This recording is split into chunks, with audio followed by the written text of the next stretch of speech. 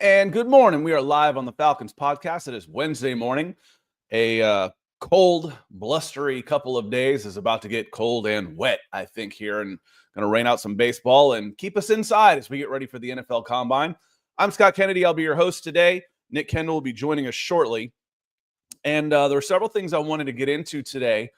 One of them was the title of the show was PFF put a list of the dream scenario for every team, the dream offseason for every single team in the NFL. And as I look at what they had for the Atlanta Falcons, I am always reminded of Tom Hardy, who's one of my favorite actors in movies, TV, whatever, from Inception, when he whips up the bazooka in Inception and says, "You mustn't be afraid to dream a little bigger, darling." And that's kind of how I felt about this when they had their dream scenario for the Atlanta Falcons. And I was like, I'm dreaming bigger than that. If I'm dreaming bigger. So we'll get into that. No, it wasn't a mistake. Yes, we've done Broncos for breakfast. The cover was a former Denver Bronco. Not a mistake. That's part of their dream scenario.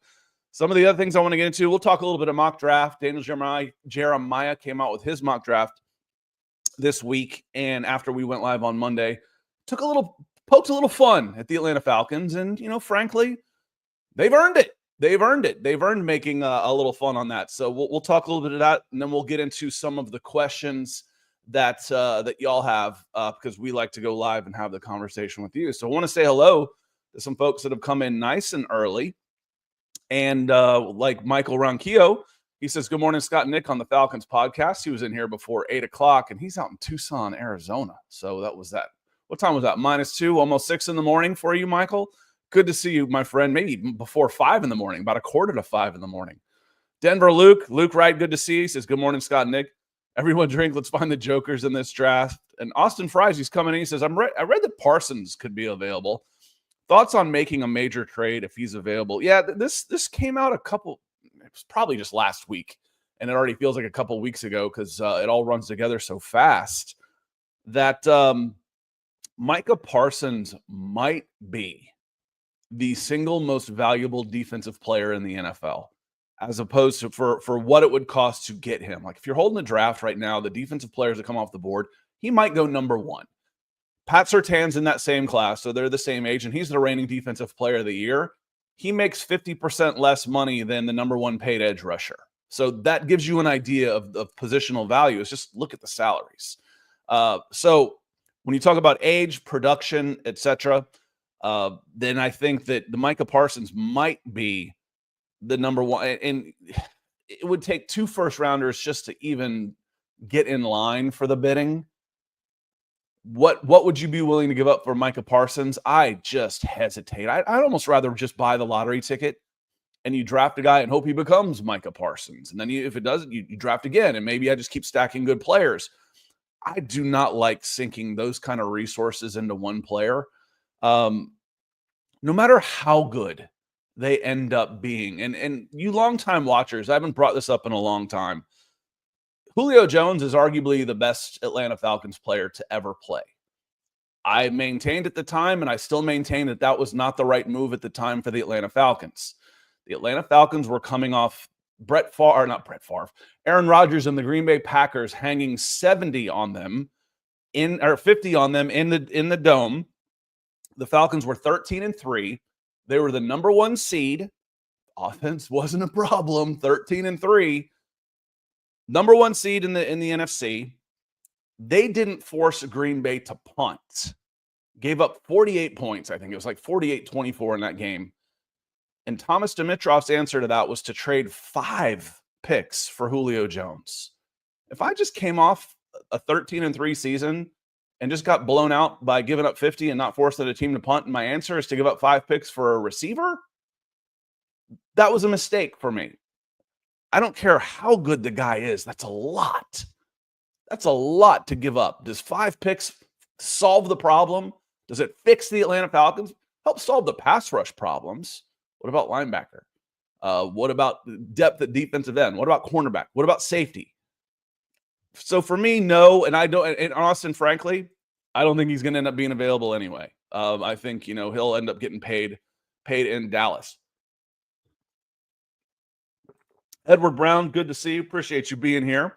Talking about the dream scenarios. And he comes in with a super chat. Thank you for the support. He's talking safety Javon Holland. Now, y'all know there's a little bit of synergy here with the Atlanta Falcons and Javon Holland. Right when we first started doing the show in 2021, that was our first year. That was Terry Fontenot's first year. He traded down with the Denver Broncos from the number 35 spot to the number 40 spot. The Denver Broncos took running back Javonte Williams, who had a really good rookie year and then had just a horribly devastating knee injury his second year. So that pick kind of ended up going bust for them. He's likely not going to make the team this year. The Falcons at 40, they traded down. They needed a safety. Remember, they had, I don't even remember the guy's name. It was Eric Harris and another guy from the Raiders, a journeyman that they ended up paying a total of $3 million because they didn't have any safeties. Ken O'Neal was out, was hurt, and they were in a transition there. They didn't have any safeties, zero. So, or any money. So they signed a couple of journeymen. They had to get a safety. They were hoping to find the safety in the draft. They traded down. One of the few times Fontenot's ever traded down, trades down and takes Richie Grant at 40. Well, you know who went number 36 when you needed a safety was Javon Holland. That said, I still liked the move at the time. I like trading down. You missed on Richie Grant. Okay. That fourth round pick ended up being Drew Dahlman. Okay. So of those three players involved, the best player of the bunch ended up being Drew Dahlman, ended up being the fourth round pick. Javonte and Richie Grant won't get second contracts from the team they went to. I like having more shots. It just helps ensure. What if you would take Richie Grant at 35? Then you wouldn't even have Drew Dahlman. You'd have Matt Hennessy as your starter, Ryan Newsel as your starter instead of one of the best centers in football. So I like trading down and getting more picks. It helps just basic math and probability. If you do math, if you know anything about probability, when you multiply the failures, your chances of hitting are better the more shots you take, even if each individual shot means you're going to have less chance. Meaning, yes, top 10 picks hit more than second rounders. Fine. If I have 3 second round picks, my odds of hitting are better than a top 10 pick. Now, they all three won't hit, but I'll have one of them that will for sure. And maybe I get lucky and all three do. So thank you, my friend. Appreciate you, Edward, coming in. And here's what I wanted to get into also with Javon Holland. So let's get into this. We're about 8 minutes in or so. The dream offseason scenario for the Atlanta Falcons ended up being edge rusher Baron Browning, former Denver Bronco, and they ended up trading him at the deadline last year. They led the league in sacks, even trading away Baron Browning. They traded him to the Arizona Cardinals and then taking in the draft Malachi Starks. Now, I've talked about, if Malachi Starks, if you think he's got the potential to be Kyle Hamilton, then safety is okay with me at 15. I don't care about positional value if you can get a game changer. If you think he's a game changer, you've got a gaping hole at safety, then you can, at 15, I'm perfectly fine with that. I haven't watched Starks enough to know if he's that guy yet, so I'm not advocating for this pick. I'm just saying I understand the position, and if he's that guy, fine. Baron Browning is a good risk-reward type. He'll end up being cheap. The Broncos, he's very talented. The problem he's had is staying healthy. The Broncos traded him to Arizona for hardly anything, maybe a fifth pick swap. I don't remember, but it wasn't much because he was out of contract also. Him and Jonathan Cooper were in the same draft. Jonathan Cooper was a 7th round draft pick. I think he had heart palpitations or something going into the draft, so he slid down.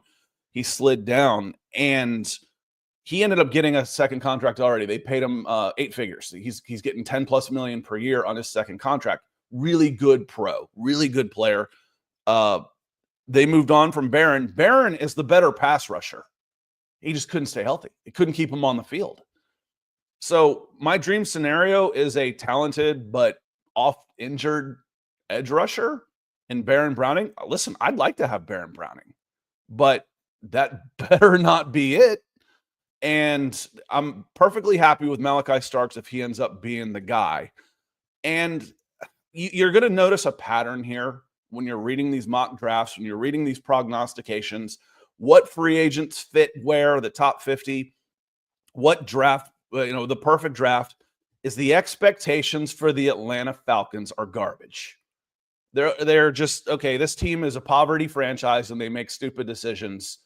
So this is the good fit for them. And that ends up being a recurring role. So saying the dream is edge Baron Browning and safety Malachi Starks, I'm okay with Starks.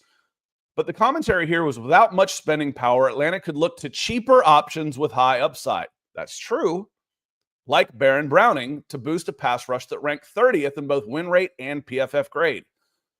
Browning, who moved to the edge full-time in 2022, his second season, flourished in Arizona, earning a career-high 77.2 PFF pass rush grade. You know what's fun about this? If you scroll up, I'm going to drop this in the chat for you real quick for where I'm getting this. I want to make sure that y'all get giving them credit, and if you want to read more. What's interesting about this particular dream scenario is Arizona Cardinals finished 31st in pass rush win rate, and their dream scenario is an edge rusher, Hassan Reddick, and linebacker Jalen Walker from Georgia, edge, who will play a lot of edge. The Arizona Cardinals need an edge rusher, and the Falcons' dream scenario is to take someone that ends up leaving the Arizona Cardinals who actually finished below them. That's the dream. It's not quite a nightmare, but it's one of those you wake up from and don't really remember the next morning because it didn't really have much of an impact. Now, don't get me wrong.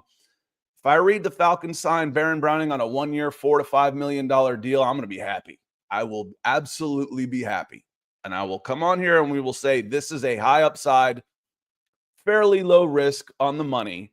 If he stays healthy, he's a good player. That is what I will say. But it's not the dream scenario for any in any type of it's not the dream, man. Don't be afraid to dream a little bigger. Robbie Red, good to see you, Robbie. Says, good morning, Scott. Thoughts on Ernest Jones at middle linebacker? I don't know a ton about him yet. I will be into full after the combine and stuff. And honestly, I know so little about him to know if he is an NFL player or if he is a NFL draft guy, if he's a prospect coming up. So apologies.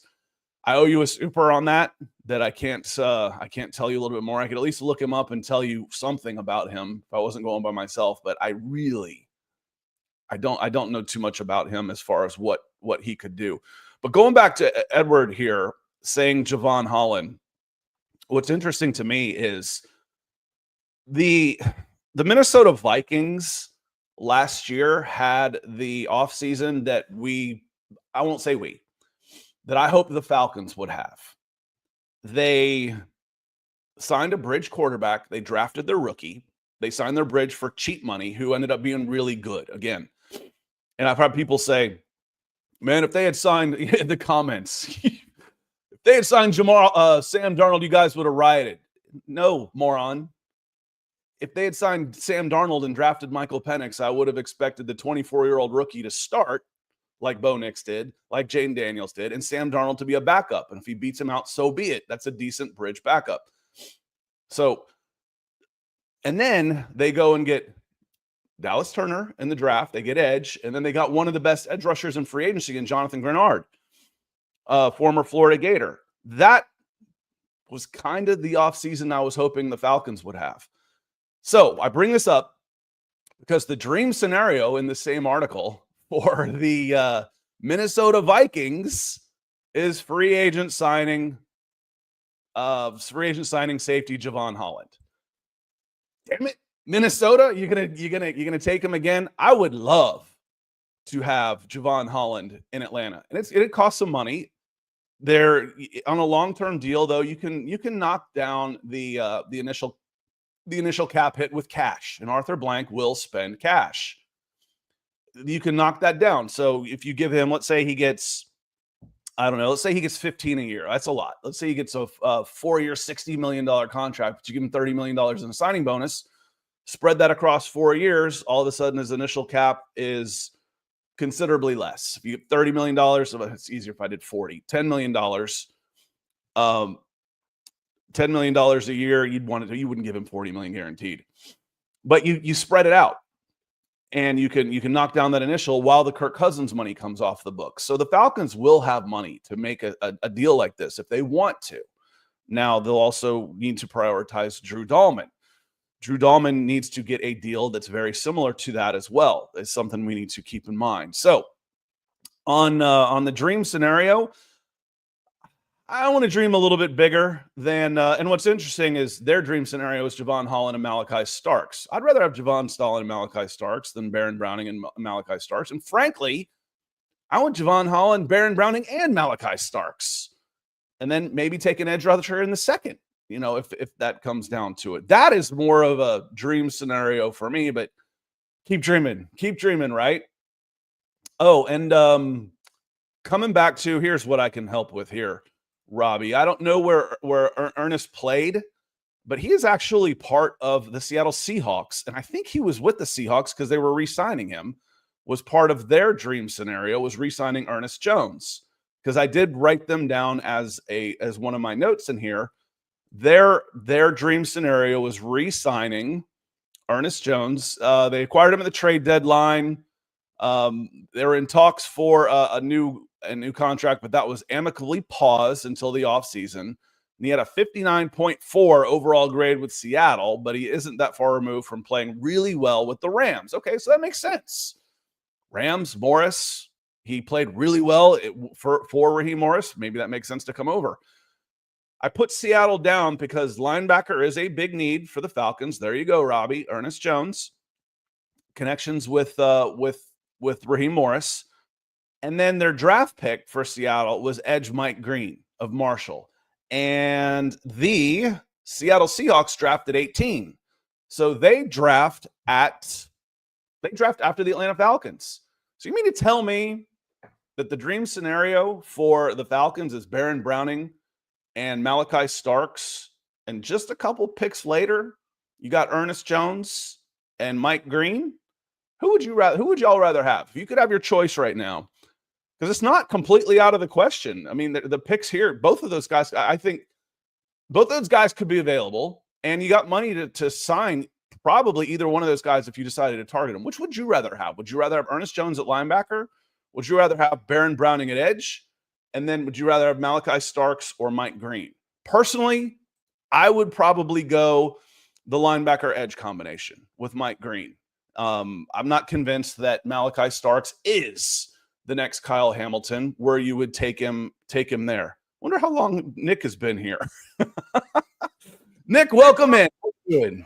Been bouncing around looking at different things. Good to see you. We're talking dream scenarios, and I just think the Atlanta Falcons dream scenario for PFF is more of a popcorn fart. Yeah, you mentioned it last night. I've been here for Malachi Starks. Dream a little bigger. Yeah, he's a good player, but we talk about this team a lot. You just need so many bricks laid on the defensive front seven that I just can't imagine that being. It's a good player, and if he ends up an All-Pro, that's awesome. But you've had an All-Pro safety in Jesse Bates, and it has not moved the needle, and I don't know how much that actually continues to move the needle, but he's going to be a heck of a player. Don't get me wrong by any means. But I think my dream off season for you guys, I don't even know free agency wise. Definitely draft though. I think I'd probably say Jalen Walker right now, just because I think he's a top 5-10 player, but he's kind of got some tweenerish stuff. So I think it's in the realm of possibility. He falls to 15, still all the same. But yeah, definitely not Malachi Starks, who's a good player. Again, I don't know. Safety feels ornamental when you're as poor as the Falcons are on their front seven. Yeah, I was okay with with Kyle Hamilton at the time because I thought he was different. He was, you've heard me say a bunch of times, game changers don't have positional value. If you've got a game changer, it doesn't matter if he's a tight end. It doesn't matter if he's a running back. There's only one or two of those in the league for, in my opinion. We can talk about wide receivers, but there's 15 wide receivers, that are really, really good. And there's, the game changers might be Jamar Chase and Justin Jefferson. It might be those two guys are a step above everybody else. And then someone else is going to come in and say, well, you forgot about Tyreek Hill and this guy and this guy and this guy and this guy. Which I probably did. But at safety, Kyle Hamilton's pretty much considered the number one safety in the NFL right now. And if you can get that at 15, because I think the Ravens took him at 14. If you can get that at 15, fine. I don't think that's the guy. No. The only other name I'd toss out there would be A.J. Brown at wide receiver. But, I digress. Yeah, AJ's pretty good. Evan J coming in talking about Drew Dahlman here. He says, I know Drew Dahlman is good, but he's been hurt so much. Yeah, he missed some games last year, but to me, there's a difference between soft tissue injuries or core problems. He's got a back problem or his hamstring keeps going. Once Julio Jones's hamstring started going, he was done. At that age, you can't rebuild.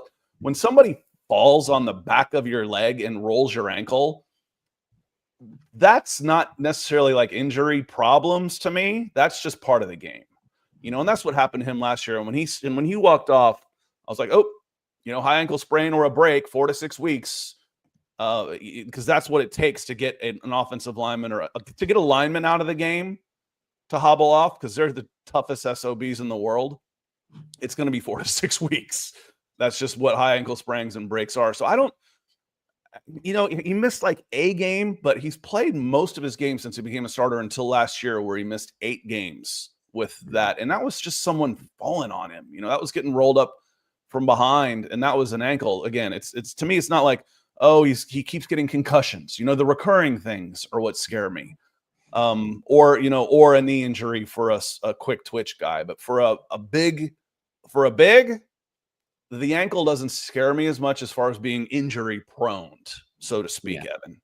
It does look like he missed 2 games in 2023 as well, in weeks 14 and 15. I'm not sure exactly what happened there. I don't remember exactly, but that's why you probably aren't giving him, fully guaranteed contract. Maybe you always have to weigh the pros and cons, right? You can give him more guarantees and lower the overall cap hits, because a lot of times it does come down to the guarantees, but that's part of the equation with all of these as well. And if the Falcons make the assessment that, they are worried about the long-term health for the 300-pound center, then you let him walk.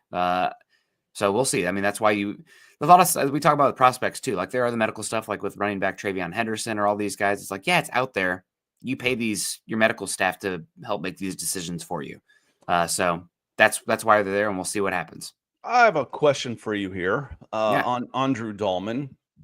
Knowing that, one, Lloyd Cushenberry got 4 years, $50 million. Mm-hmm. 2, we thought that was a gross overpay, but mark it if you think he was a top 5 center coming into free agency, which I didn't. That's why I thought it was an overpay, because he's not a top 5 center.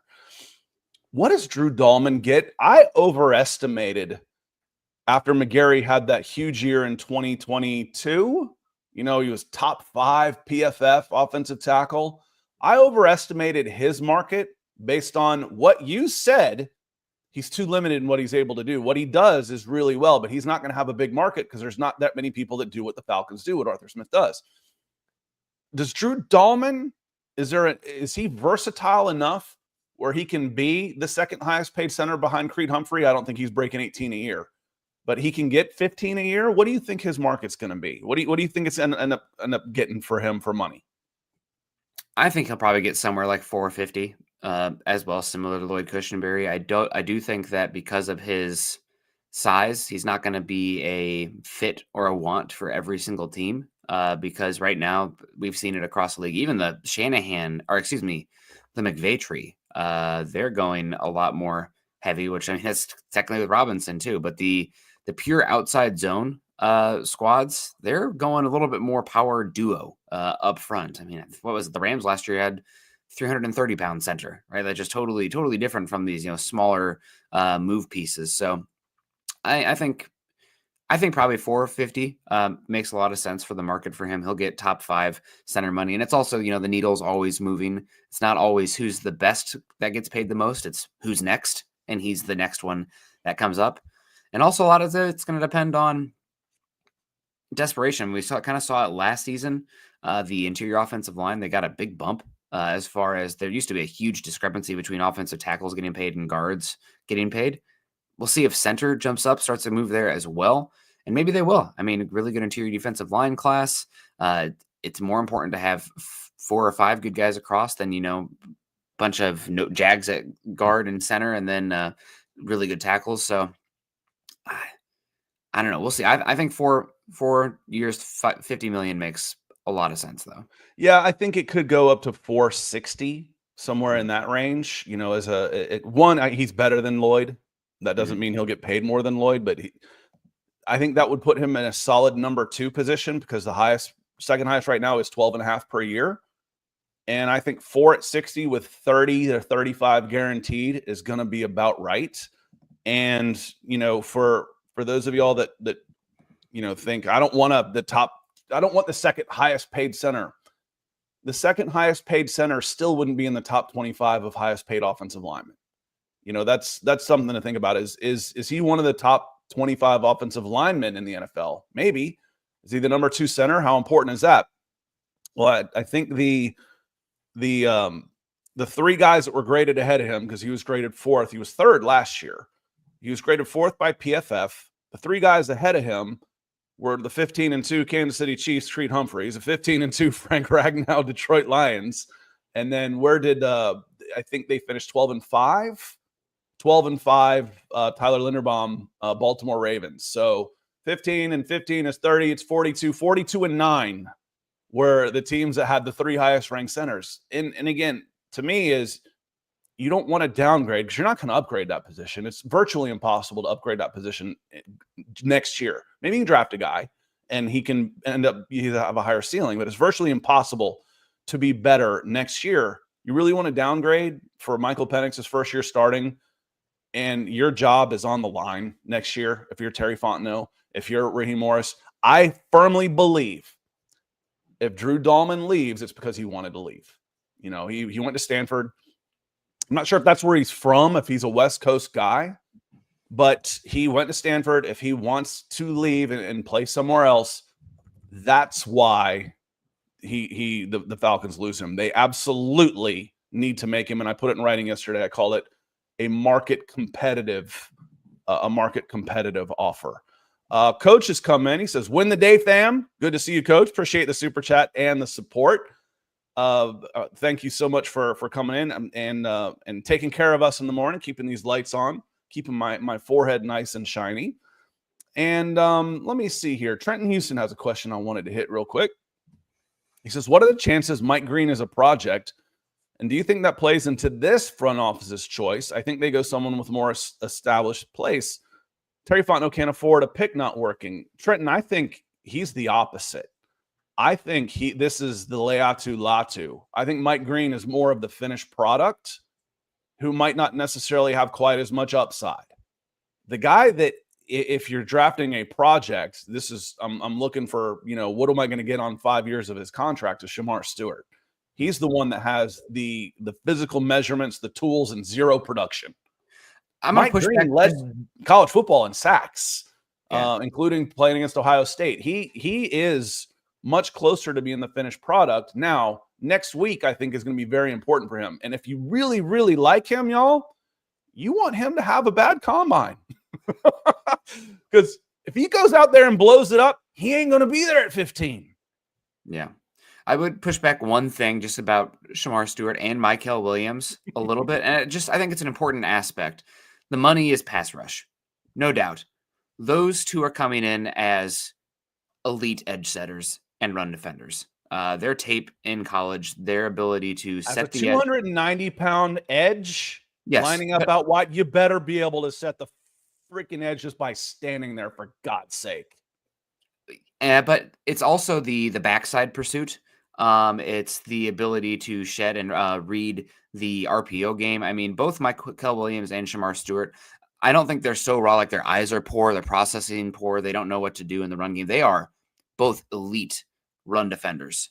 So that does not get you drafted in the first round, but I do think it's at least fair to bring that to talk that about them. Like when it comes to Mike Green, I think some of the edge setting stuff and the run defense is more of a work in progress.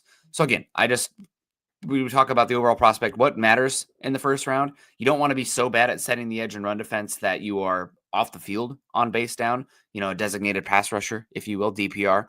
But again, they're there are some aspects to both of these guys. And I think at 15 in this class specifically, people have talked about it. I mean, it's the belly of the class, especially day 2. There's a lot of like defensive line, running back, tight end. There's value to have there, but there's probably only 12 first-round grades. And at pick 15, if you're talking a premium position, odds are you're not going to have a complete player there, and the Falcons aren't in a position to trade up for that guy. So again, we've banged this drum 10,000 times. I think it's ideal that they trade back.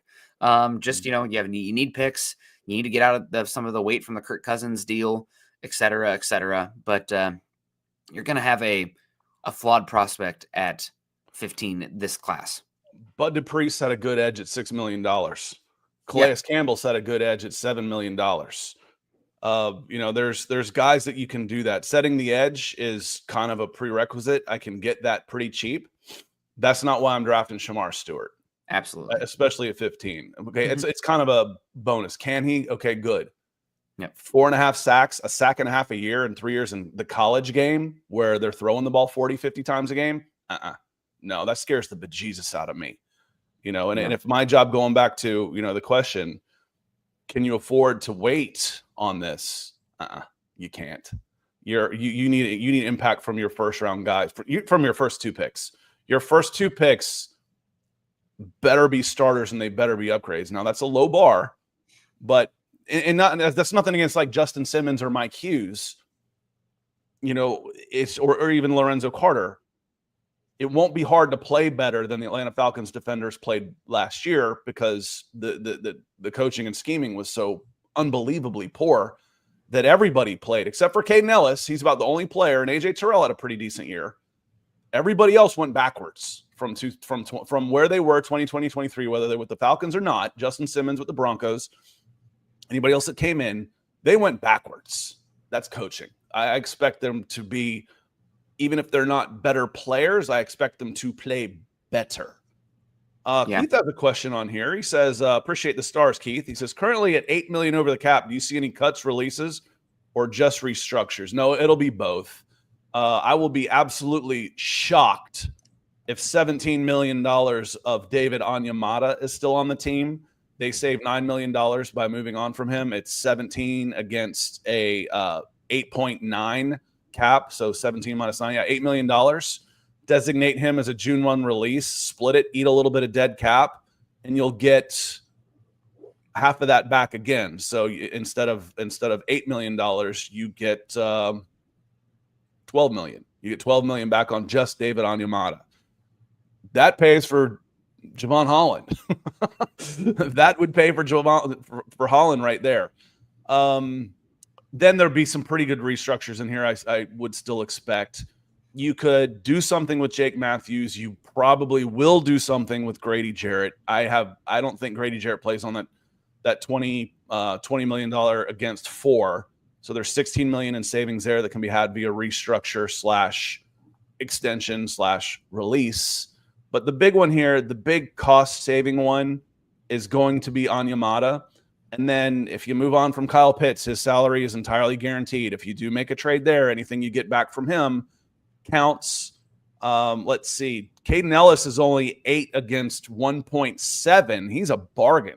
I'd sign him to a new contract, knock his cap down some. Drake London is still cheap. Bijan's still on his rookie deal.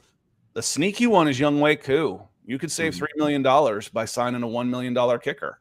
If Younghoe Koo is not the guy, we love Younghoe, but I don't think there's anybody in here that would say, oh, yeah, we got to have Younghoe Koo back. No, we'll buy him a beer anytime we see him and speak fondly of him. Old Crash Davis, when you speak him, you speak well. But we love the guy, but he was one of the worst kickers, if not the worst kicker in football last year, and he's unhealthy and expensive. So there's going to be moves to clear up $40-50 million over the course of the next couple of months.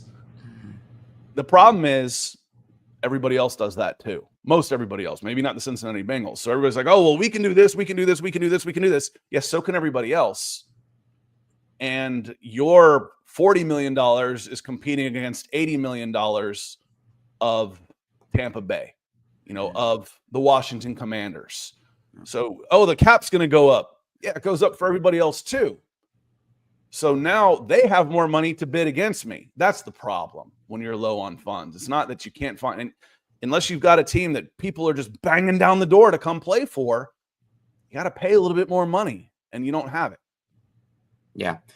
You could also potentially, I know they're still relatively young in their contracts, but you could restructure, put in some void years on Lindstrom or AJ Terrell as well. I mean, I think it's always risky, especially if you're not like truly in your window, and the Falcons feel like they're a little bit, could go either way as far as their window goes. Like you're in a window, so to speak, because Michael Penix, but we're still finding about Michael Penix.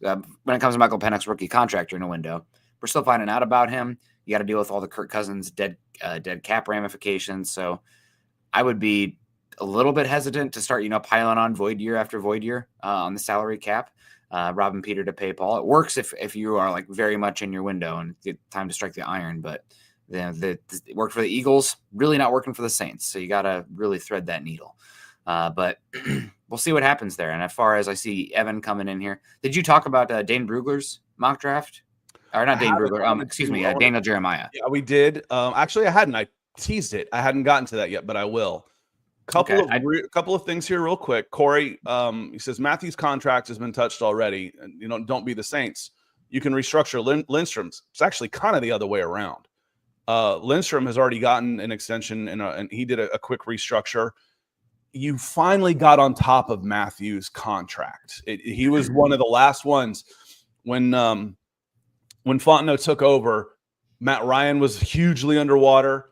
Deion Jones was hugely underwater. Julio Jones was hugely underwater. Grady was underwater. And Jake Matthews was hugely underwater. You've lasted out. Jake Matthews has kept playing at a high level, so it hasn't really been a problem, but you've finally gotten back on top of his contract. In 2025, his cap hit is 21.8 versus 12.5 on the dead cap. So you're on top of it.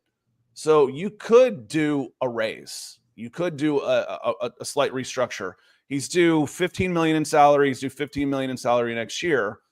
I could pay him a $30 million signing bonus, add 1 year onto 2027, and pay him $1 million this year. And I knock his cap number down from 22 to, that'd be $10 million to 11, and I would just have him for, the 2027 season without really, really hurting his dead cap that much. As far as I'd still be in pretty good shape there. So Terry Fontenot's done a good job with Jake, and there is some flexibility there. And it seems like he should be 40 years old. The guy feels like Mike Ken. He played at 32 this year. He's got 3 or 4 more years left in him. So there is some flexibility on Matthews' contract. Just don't get silly. There's no reason to go out and sign him to a top 5 offensive tackle contract again on that one. Daniel Jeremiah's draft on NFL.com. He's got he kind of poked fun. I laughed a little bit, poked fun at the Atlanta Falcons a little bit. He's got Mykel Williams falling to the Falcons at 15, Georgia edge rusher. And he says, one of these years, I'm going to be right, and the Falcons will, emphasis is his, take a pass rusher in the first round. Yeah, we know. We know. And real quick, and then I'll hand it over. Keith, he says, wouldn't Myles Garrett be a dream scenario? Yes, but this was just free agency and draft. This wasn't trades and acquisitions as part of the exercise. Yeah. So the top, you have Mykel Williams going to the Falcons at 15. Obviously, we've talked about him a lot. Seems to be the people who are outside the NFL, circle of trust are not as high on Williams. The tape this season, he had some issues. People who are connected in the league seem to really like Williams a lot more. There's been some talk that he played through an ankle injury this last season that a lot of people could have just simply told him to wrap it up. You're good, but he continued to play. Also, one thing about Mykel Williams that is just, it's so confounding watching him. You go back to the bowl game against Florida State 2 years ago, and he's playing actually like true edge, and he's dominating. And this year he goes back to that. Then Georgia all offseason talks like, oh yeah, we're going to play him more at true edge, 7 technique outside the shoulder of the tackle. It's going to be great.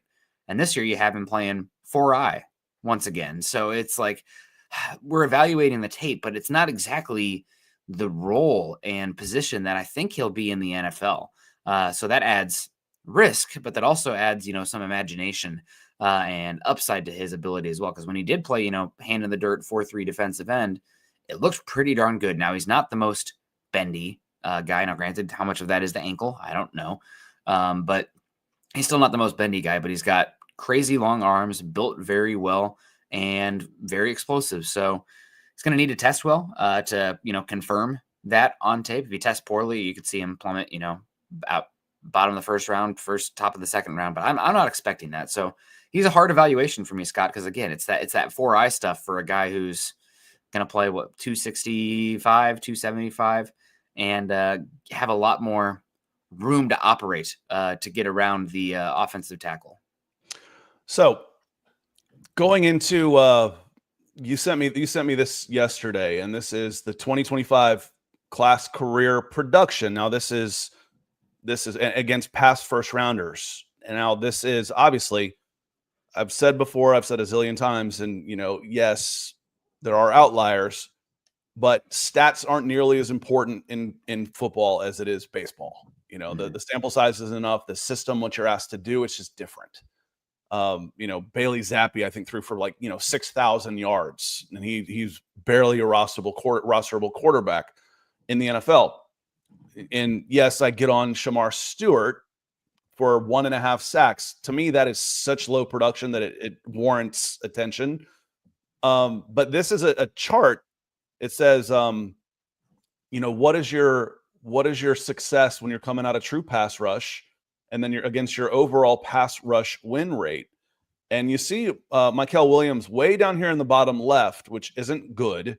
But again, how many true pass rush sets is he taking? And how many times is he being doubled? I don't know that. Shamar Stewart is in the bottom left too. And again, I have those questions also. Why isn't he asked to do more?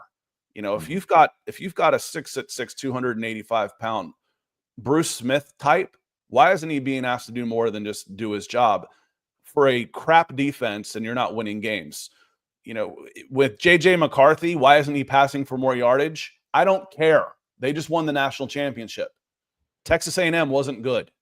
Why aren't you asking this guy to do more?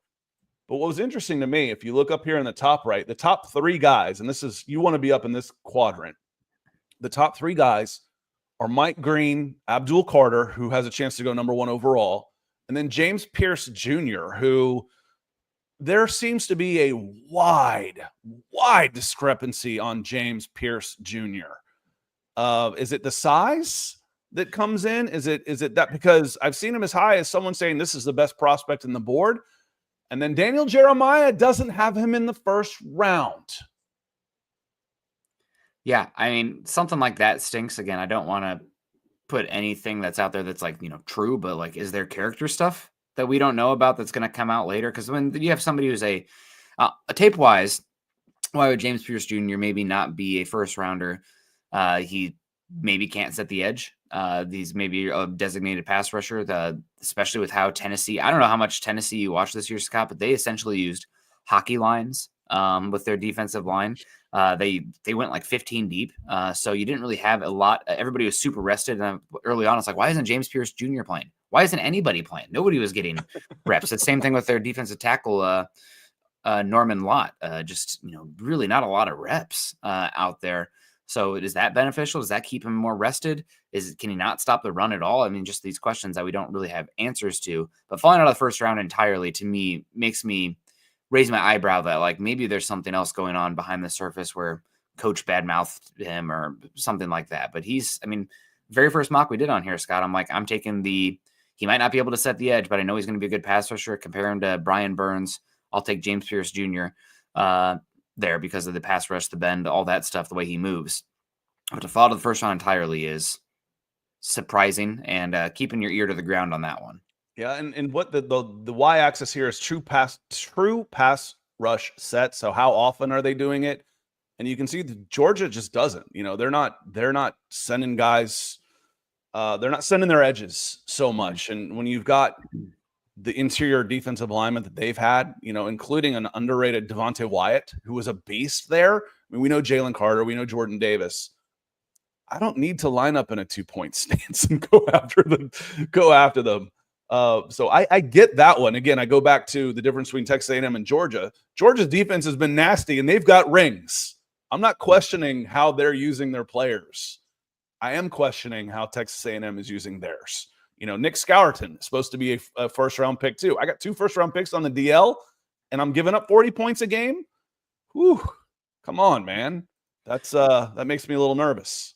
They also had Walter Nolan the 2 years prior, who's going to be a top. Who's going to be a first-round pick from Ole Miss.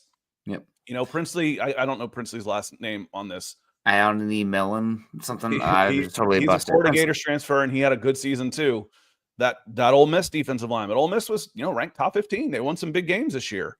Ole Miss had the offense. T-Dubs, and I'm asking questions here, so I'm glad because I didn't watch Texas A&M that much except against Auburn, and Auburn ran for 45 on them, I think, and Auburn wasn't real good. No. So again, there seemed like a lot of underachieving from Texas A&M on the defensive side of the ball, especially when you talk about the guys, the big men. We go trenches. Well, goodness gracious. And Corey's a big fan. I know a lot of people are a big fan of James Pierce. To see him fall completely out of Daniel Jeremiah's first round was a little surprising. So I want to go through this because there's some guys in here that will get your attention. Okay. I know the Falcons fans are looking at some specific guys, who could be there. Jalen Walker goes at 8 to the Panthers. Mike Green goes at 9 to the Saints. How'd you like that one? Will Johnson has been somebody that has been talked about as the number 1 corner, goes to the Niners at 11. So he's not there. Defensive tackle Walter Nolan to the Cowboys at 12. And then Michael Williams comes off at 15, which means they pass on Kenneth Grant, defensive tackle. Yeah, that makes sense. I expect that to happen. They pass on him. Let's see. Then it goes a while because with no James Pierce, Shamar Stewart goes 27 to who did I say is going to get him and turn him into a star? The Ravens. The Ravens. Yeah. The Ravens. Well, Daniel Jeremiah is in my head. He's got Shamar Stewart going to the Baltimore Ravens. Stewart just feels like a Raven to me. Hello. He's big, explosive, and disruptive. The production will come. Yeah, with an AFC, with the Ravens or the Chiefs or the Steelers. Eagles. The Eagles, one of those bottom 6 teams drafting that end up being top 6. They can afford to take that risk. They can. I don't think the Falcons can. I don't think they can afford to take that risk. Chiad Campbell sneaks in at 29 go play for Dan Quinn. Malachi Starks falls all the way to 32, and James Pierce Jr. is not in the first round at all. There will be plenty of defensive options, and by God, this is as important a scouting job as the Falcons have ever done because they're not picking in the surefire, top 8 section. Yeah, and one thing also, just to bring it back around to trade down. You have a serious run on weapons there with the playoff teams. Once the playoff teams get there, it's weapon.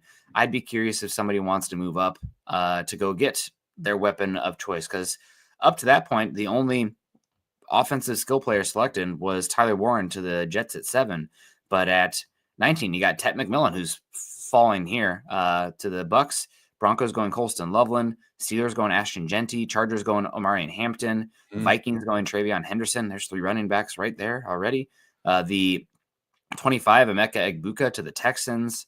And then 30, the Bills going for Matthew Golden. So somebody wants to come up and get their weapon of choice out of those teams. I'd be Falcons saying, hey, you know what? Unless you love a guy who falls there, let's talk. We'll see how the board falls. Call us when we're, pick 14. We'll see how we're doing.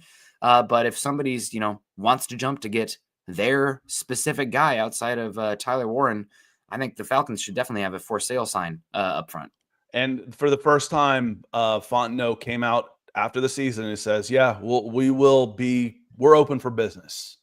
Mm-hmm. And I love it. Again, trade down. It might not be the guy that you take. It might be the guys you get later because you got the extra picks. And if you're lucky, it's both. The Falcons need multiple players. And if I can get another day 2 pick, I can probably get another starter at linebacker or safety if I can get another day 2 pick.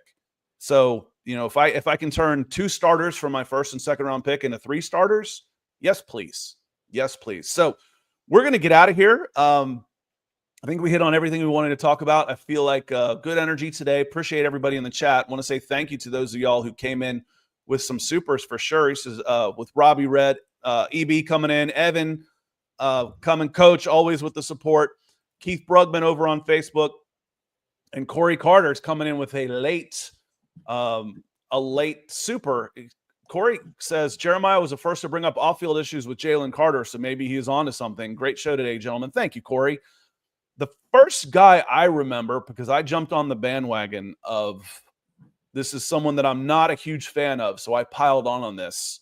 The first person I remember saying something about Jalen Carter was Todd McShay. And he got shillayed for it on social media. And he's had his problems. I don't necessarily care about those. I just think he's a poor evaluator of talent. And in this case, it was like, my point was, these guys are under a microscope. Don't you think we would have heard of something by now? Everybody and his teammates came out and spoke well for him and did all this stuff. Well, then it turns out, there are some problems on this. So I'm not saying you're wrong. Jeremiah might have been first, but the first time I heard it and where it first got really national attention was actually Todd McShay. I remember that. Yep, I remember that. So again, like with the Pierce thing, it just smells fishy, right? It's just like that doesn't really add up. Is there more to the story here? Waiting for like Dane Brugler's big board, that last little blurb is like some teams worry about blah blah blah with Pierce, like that one throwaway line. What the heck? What's going on there? Yeah. But you never wanted to say that. We had guys that I was director of scouting at Scout, and we'd move guys down the board, and you can't tell. You can't go out and say that. You just can't. I mean, it's just publicly, I'm not going to hurt a kid's ability to be recruited. I'm not going to do that with anything other than just my honest opinion of evaluation of his talent. I'm not going to say he's got character issues, but if I will rank them lower and then say, there's just some questions about his motivation, or at worst, that's about you say there's some. You'll hint around just a little bit, and I'm not saying that's even James. I've heard James, people say, he's got skinny legs. There's questions about him setting the edge. He's a flawed prospect. He's Nick Benito. Well, Nick Benito went 60. He was a very good pass rusher, quick as hell. He went 60. Now he was second in the NFL in sacks 3 years later. So we'll see. We'll see. But Corey, thank you. Thanks to all of y'all. And if you've got a chance, make sure you hit that subscribe button, because we go live sometimes. And I'm going to start getting into I promise I'm going to get into my Senior Bowl video this week and start posting that stuff. The first guy I want to do is Brett Besh's kid. I can only remember Brett Besh because I'm old. I was in college the same time as him. And then we'll start getting into the linemen, because there's some really good linemen. I'll get those posted. But hit that subscribe button. If you're on Facebook, hit the share button. Means a lot. Really helps juice the algo and make sure that we're getting seen by more people. We will be back on Monday. Is it Combine Week next week or one more week? Yes, it is. Nope, it is next week. Combine Week next week. All right. We're going to have some fun. We're going to see some of these guys. And like I said, if you're a fan of a particular prospect, you don't want him to do good. You want him to tank so he falls to you. So if you're a Mike Green fan, you might not want him to show out, because if he shows out with 17 sacks leading college football and he goes out there and runs a 4.42 and weighs in at 260 pounds, he ain't going to be there at 15. So y'all have a heck of a rest of your week. Stay dry, stay warm, stay cool. We'll see y'all Monday. Appreciate you being here. Peace.